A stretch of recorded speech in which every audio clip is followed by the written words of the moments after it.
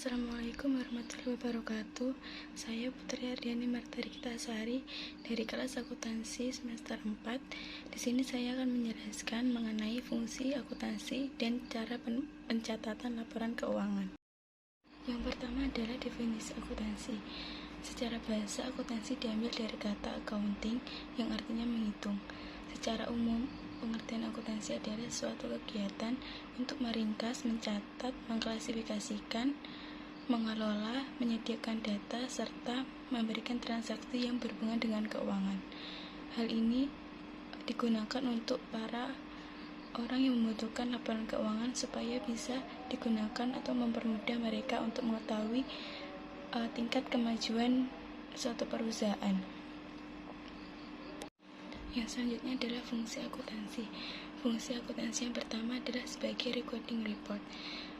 Recording report ini adalah proses mencatat atau merekam catatan transaksi secara sistematis dan kronologis dari sekian banyaknya transaksi keuangan yang akan dikirim ke akun leader dan kemudian akan dijadikan sebagai akun akhir di laporan laba rugi atau untuk mengetahui laporan laba rugi. Yang kedua adalah untuk melindungi properties. Maksud akuntansi sebagai melindungi properties adalah untuk menghitung jumlah aset yang menyusut. Maksudnya adalah apakah benar aset tersebut digunakan dengan baik atau dengan cara yang baik atau digunakan dengan cara yang salah. Yang selanjutnya adalah sebagai komunikasi antara pihak atau mengkomunikasikan hasil. Akuntansi selalu mengkomunikasikan hasil kepada pihak yang tertarik dalam bisnis perusahaan. Contohnya seperti investor, kreditor, karyawan, pemerintah, peneliti, dan lain-lain. Yang keempat adalah sebagai meeting legal. Akuntansi juga berfungsi untuk mengembangkan sistem atau merencanakan sistem seperti menjaga catatan, laporan, atau hasil dari laporan keuangan. Yang kelima adalah klasifikasi. Fungsi akuntansi sebagai klasifikasi yaitu fungsi menganalisis secara sistematis dari data yang tercatat. Yang dimaksud ini adalah untuk transaksi kelompok atau entry dari satu alam di satu tempat. Yang selanjutnya adalah untuk sumaris. Dalam pelaporan sumaris ini adalah bersifat rahasia dengan cara yang dapat dimengerti dan berguna atau bermanfaat untuk internal atau di dalam perusahaan maupun di luar perusahaan eksternal. Proses ini mengarah pada penyusunan yang pertama neraca saldo, yang kedua laporan laba rugi. Yang terakhir adalah menganalisis dan menafsirkan. Pada tahap yang terakhir ini, maka pengguna akuntansi bisa menganalisis apakah perusahaan ini benar-benar berkembang atau maju, serta bisa mempersiapkan atau merencanakan masa depan untuk kebijakan melaksanakan perusahaan agar lebih baik lagi. Yang selanjutnya adalah pihak-pihak yang berkepentingan di dalam laporan keuangan atau akuntansi. Yang pertama adalah pihak internal atau pihak di dalam perusahaan. Pihak manajemen yang berkepentingan langsung di dalam perusahaan sangat membutuhkan laporan keuangan atau informasi keuangan dengan tujuan untuk pengendalian perusahaan, pengkoordinasian perusahaan, serta merencanakan perusahaan untuk masa depan. Yang selanjutnya adalah pihak eksternal atau di luar perusahaan seperti investor. Investor sangat membutuhkan informasi mengenai laporan keuangan suatu perusahaan dengan tujuan mereka mengetahui maju atau mundurnya perusahaan, sehingga mereka bisa mengambil keputusan apakah mereka akan tetap mempertahankan perusahaan atau menambah investasi atau bahkan akan menjual perusahaan. Yang selanjutnya adalah calon investor. Calon investor juga sangat membutuhkan informasi mengenai maju mundurnya perusahaan melalui laporan keuangan. Hal ini bertujuan untuk mengambil keputusan apakah mereka akan bisa menginvestasikan dana mereka ke perusahaan tersebut atau tidak. Yang selanjutnya adalah dari pihak kreditor. Pihak kreditor juga membutuhkan informasi maju atau mundurnya perusahaan. Hal ini dilakukan dalam rangka untuk mengambil keputusan apakah mereka akan menambah atau menarik pinjamannya. Seperti contohnya bank akan meminjamkan dananya ke perusahaan, dan kemudian bank itu akan membutuhkan informasi apakah perusahaan itu maju atau tidak. Ketika misalnya maju, bank akan bersedia menambahkan dananya, sedangkan kalau mundur maka bank itu akan menarik pinjaman dananya. Yang selanjutnya adalah bagi calon kreditor. Bagi calon kreditor ini juga perlu memerlukan laporan keuangan dari sebuah perusahaan. Apakah perusahaan itu mampu mengembalikan atau menilai risiko serta memutuskan apakah perusahaan tersebut mampu diberikan pinjaman atau tidak. Yang selanjutnya adalah bagi pemerintah. Pemerintah memerlukan laporan hasil keuangan dari suatu perusahaan untuk menentukan pajak atau pasal PPh untuk perusahaan tersebut. Dan terakhir untuk karyawan, yaitu mereka bisa mengetahui kemantapan kerja di dalam perusahaan tersebut.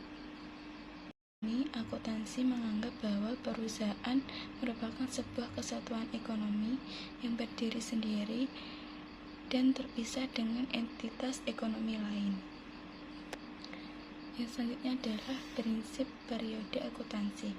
Prinsip dasar periode akuntansi adalah penilaian dari laporan keuangan perusahaan yang dibatasi oleh periode waktu tertentu. Sebagai contoh, misalnya sebuah perusahaan menjalankan usahanya saat periode akuntansi, misalnya mulai tanggal 1 Januari sampai tanggal 31 Desember. Yang selanjutnya adalah prinsip biaya historis. Prinsip ini mengharuskan setiap barang atau jasa yang diperoleh dicatat berdasarkan biaya yang dikeluarkan dalam mendapatkannya. Misalnya ketika perusahaan hendak membeli bangunan atau memasang atau sebagai promosi iklan, maka perusahaan akan mengeluarkan 150 juta. Namun ada nego yang harganya hanya 100 juta. Maka dinilai atau dicatat harga yang aslinya itu atau yang disepakati sebesar 100 juta. Yang selanjutnya adalah prinsip satuan moneter. Pada prinsip akuntansi ini, pencatatan transaksi hanya dinyatakan dalam bentuk mata uang dan tanpa melibatkan hal-hal non-kualitatif. Selanjutnya adalah prinsip kesinambungan usaha. Pada prinsip ini menganggap bahwa entitas ekonomi bisnis akan berjalan secara terus-menerus atau berkesinambungan tanpa ada pembubaran atau penghentian kecuali terdapat peristiwa tertentu. Yang selanjutnya adalah prinsip pengungkapan penuh. Laporan keuangan harus mempunyai pengungkapan penuh dalam menyajikan informasi yang informatif serta dimaklumkan sepenuhnya. Yang selanjutnya adalah prinsip pengakuan pendapatan. Naik tingginya pendapatan timbul karena hasil dari kegiatan usaha seperti dari penjualan, penerimaan bagi hasil, dan sebagainya.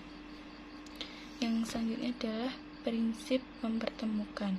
Maksud dari prinsip ini yaitu di dalam akuntansi adalah biaya yang dipertemukan dengan pendapatan yang diterima menggunakan tujuan menentukan besar atau kecilnya laba rugi. Yang selanjutnya adalah prinsip konsistensi. Prinsip konsistensi ini prinsip dasar yang digunakan dalam pelaporan keuangan tetap dan digunakan secara konsisten.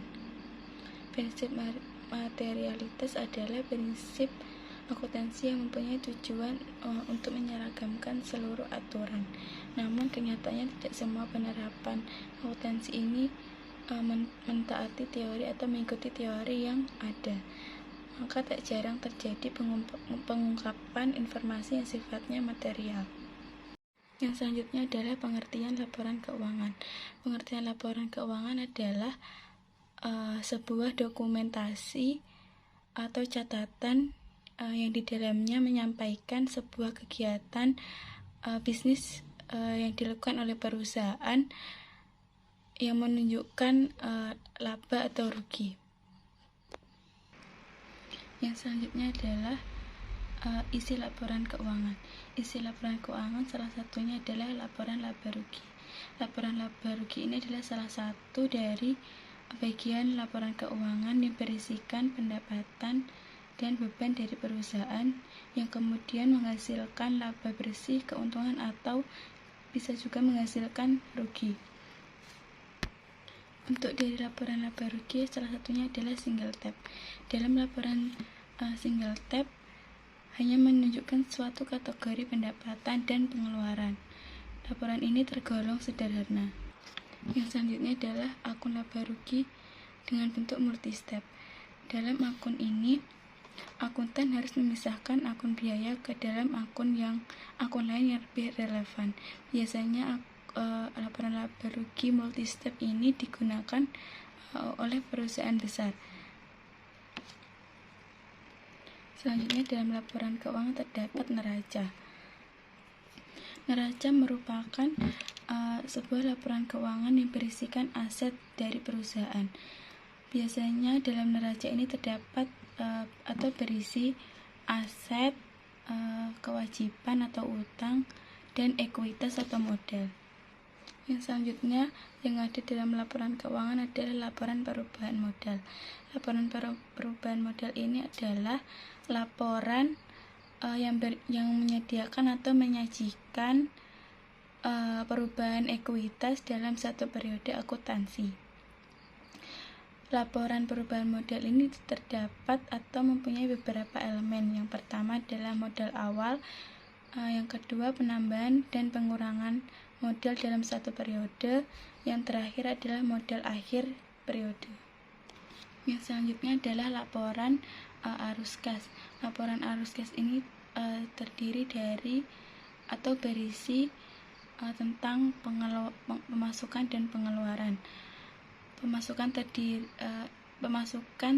yang didapat dari uang tunai, lalu investasi dari pihak lain, lalu pengeluaran seperti utang, beban yang harus dibayarkan, dan lain-lain. Yang selanjutnya adalah catatan laporan keuangan.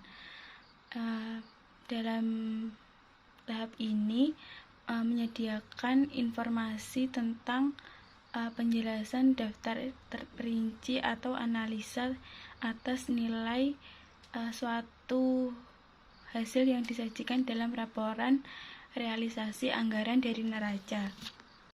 Sekian presentasi dari saya. Mohon maaf kurang lebihnya. Assalamualaikum warahmatullahi wabarakatuh.